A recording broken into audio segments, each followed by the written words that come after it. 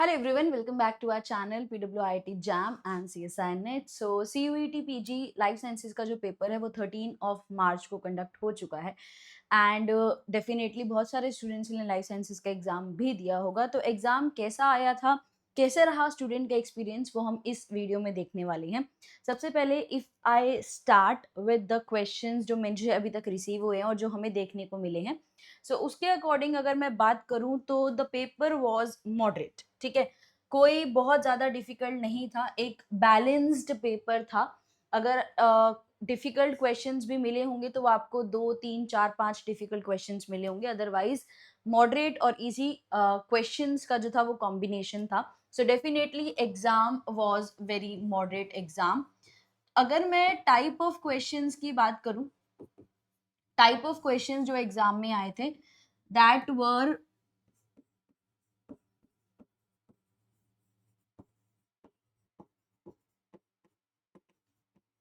Type of questions की बात करूं तो डायरेक्ट एमसीक्यू क्वेश्चंस आए थे, मैच क्वेश्चंस भी आए थे,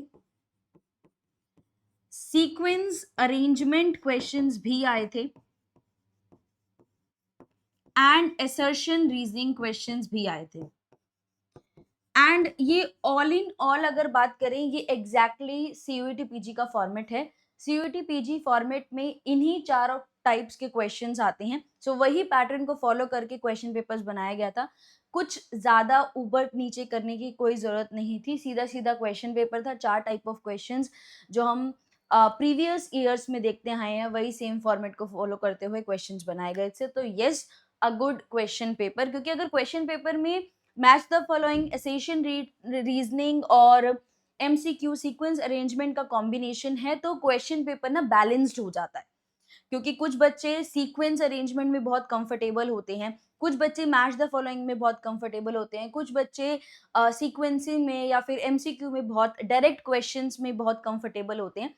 हर बच्चे के टाइप के अकॉर्डिंग अगर क्वेश्चन पेपर आ रहा है, क्वेश्चंस आ रही हैं, तो good question paper it is. और ऐसा भी नहीं था, जितना मुझे पता चला है कि जो मैच थे वो ज्यादा थे या सीक्वेंस ज्यादा थे.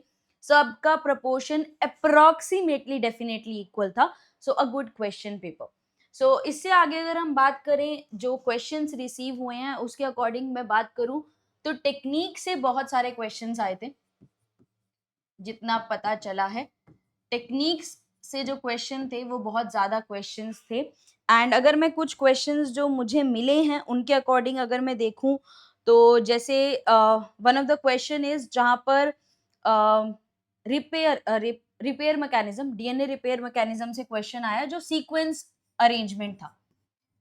डीएनए रिपेयर मैकेनिज्म से सीक्वेंस का क्वेश्चन था. अगर किसी को रेंडमली भी एंजाइम्स याद हैं तो वो उस सीक्वेंस के अकॉर्डिंग क्वेश्चन बना सकते थे.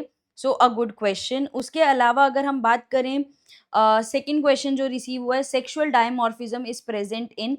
बेसिकली अगर आपने एनिमल किंगडम अगर पढ़ा हो तो डेफिनेटली आप क्वेश्चन अटेम्प्ट कर सकते थे. अगर हम बात करें, नेक्स्ट क्वेश्चन वाज एग्जाम्पल्स, जहां पर आपको ब्रायोफाइट, जिम्नोस्पर्म, एंजियोस्पर्म्स को उनके एग्जाम्पल से मैच करने थे. एंड मेजरली सीयूटी पीजी में जब ऐसा क्वेश्चन आ रहा है, जब आपको एग्जाम्पल्स मैच करने हैं तो रेफरेंस हमेशा एनसीईआरटी का होता है. तो अगर आपने in basically biological classification, I think ये मैंने सेशंस में भी मेंशन किया था, बायोलॉजिकल क्लासिफिकेशंस को पढ़ने के लिए आप अगर एनसीईआरटी यूज करते हैं तो दैट इज सफिशिएंट, क्योंकि क्वेश्चन वहां से बन जाता है. एग्जाम्पल का क्वेश्चन है तो डेफिनेटली एनसीईआरटी रेफरेंस जरूर होगा.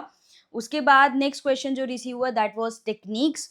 कंप्लीट क्वेश्चन नहीं है बट मेरे पास इतना ही है. Match the following, gas chromatography, affinity, ion exchange, chromatography और उनके यूजेस. तो वेरी इजी क्वेश्चन. अगर आपको क्रोमेटोग्राफी टाइप्स और उसके यूजेस पता है तो आप डेफिनेटली कर सकते थे. एक असर्शन रीजनिंग क्वेश्चन था कि जिसमें असर्शन था father can't transmit mitochondrial DNA to offspring, जिसका रीजन था mitochondria has its own DNA. Obviously easy question. Father से माइटोकॉन्ड्रियल डीएनए क्यों नहीं जाता? क्योंकि साइटोप्लाज्म नहीं दिया जाता. साइटोप्लाज्म नहीं दिया जाता, मदर से ही जाता है. Reason was incorrect. Reason incorrect है बट असर्शन वाला पार्ट बिल्कुल सही था. उसके बाद क्रोमोसोम के टाइप्स पर ए सेंट्रिक या वाई क्रोमोसोम सब मेटासेंट्रिक, इस तरीके का एक क्वेश्चन था। उसके बाद use of DNA polymerase delta, I think uses of DNA polymerase का क्वेश्चन पास्ट ईयर्स में, प्रीवियस ईयर्स में भी आया है। सो अ क्वेश्चन और a topic which is repeated, so that is also a thing. उसके बाद cry gene of BT cotton, ये भी एक टॉपिक है जो रिपीट हुआ है बहुत बार, तो that is also a repetition. Apoptosis के स्टेप्स को अरेंज करना था, अपोप्टोसिस के स्टेप्स को अरेंज करना था, और अपोप्टोसिस आईआईटी जैम में भी बहुत इंपॉर्टेंट रोल प्ले करता है एज अ टॉपिक। सो अगर आपने वहां पर भी अच्छे से किया होगा तो स्टेप्स तो आपने बहुत अच्छे से अरेंज कर लिए होंगे।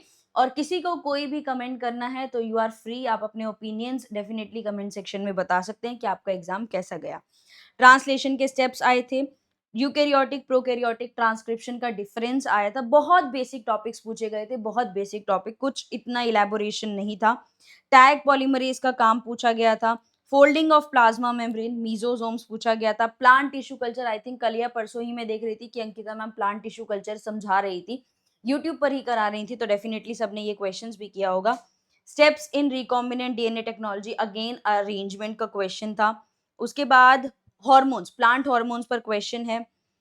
उसके बाद अगर हम बात करें ग्राम स्टेनिंग प्रोसीजर, जो हमने यूट्यूब में भी डिस्कस किया था और बैच में भी ग्राम स्टेनिंग प्रोसीजर डिस्कस किया था।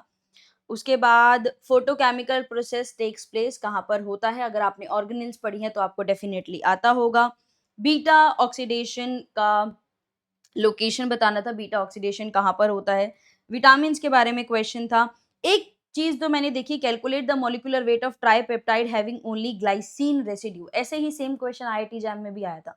तो अगर आपने वहाँ पे सॉल्व किया था, अगर नहीं भी कर पाए थे वहाँ पर और वहाँ पर आंसर की से देख लिया था या आपने समझ लिया था इसका कॉन्सेप्ट क्या है, तो आप यहाँ पर ज़रूर कर सकते थे। उसके बाद इंटरजेनिक इंटरैक्शंस पर क्वेश्चन थे, कलर ऑफ केटल इसके बारे में बताना था। हर्ट, लब साउंड ऑफ हर्ट के बारे में क्वेश्चन था। एंडोक्राइन सिस्टम पर क्वेश्चन था। ये कुछ टाइप ऑफ क्वेश्चंस थे जो यहाँ पर पूछे गए हैं। Antigen antibody effector does not generate, तो बेसिकली एंटीजन एंटीबॉडी का फंक्शन पूछा गया था। Antigen antibody complex, that is immune complex का फंक्शन पूछा गया था। और एक और चीज, spindle fibre attach, spindle fibres कहाँ पर अटैच होते हैं, काइनेटोकोर पर। This is also a question जो हमने प्रीवियस ईयर्स में भी देखा है, पहले भी आया हुआ था। अगर हम ऑल इन ऑल देखें, जो टॉपिक्स रिपीटिशंस वाले हैं उन्हें एक्चुअली रिपीट किया गया है, रिपीटिशंस हुई हैं, एंड फॉर्मेट अच्छे से डिजाइन था कि जो भी चीजें थी, match, sequence, MCQ, assertion, reasoning, सब कुछ रखा गया है। All in all a good paper. बाकी सभी स्टूडेंट्स अपने ओपिनियंस जरूर शेयर कर सकते हैं इन द कमेंट सेक्शन, जरूर बताइएगा आपका एग्जाम कैसा गया। एंड ऑब्वियसली लाइफ साइंसेज वाले जो स्टूडेंट्स हैं उनके फर्दर एग्जाम्स भी हैं, अभी माइक्रोबायोलॉजी, ये सारे सब्जेक्ट्स के एग्जाम्स भी हैं। उसके लिए ऑल द वेरी बेस्ट, अच्छे से पेपर कीजिएगा। और आपने पढ़ा होगा, कुछ भी ऐसा नहीं होगा जो आपने पढ़ा नहीं होगा। जो पढ़ा है, एग्जाम को बहुत शांति से, काम कंपोज्ड माइंड से सॉल्व कीजिएगा, तो आपका क्वेश्चन पेपर भी अच्छे से सॉल्व होगा, एग्जाम भी अच्छा होगा। All the very best and thank you so much.